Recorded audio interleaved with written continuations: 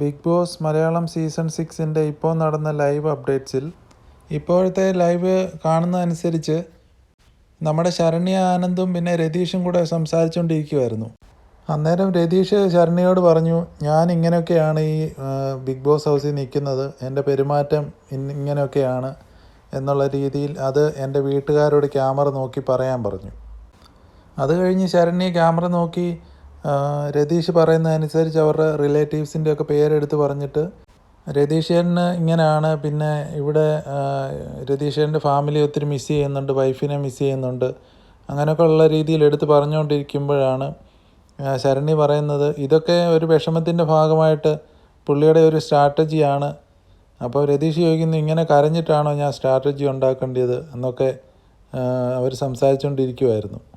അതിനിടയ്ക്ക് ലാസ്റ്റായിട്ട് ശരണ്യ പറഞ്ഞു, എന്തായാലും ബിഗ് ബോസിലെ വിജയ് ഞാനായിരിക്കും, ഞാനേ ഈ കപ്പും കൊണ്ട് പോകത്തുള്ളൂ എന്നുള്ള രീതിയിലും ആ ക്യാമറയിൽ കൂടെ അവരോട് പറയുകയും ചെയ്തു.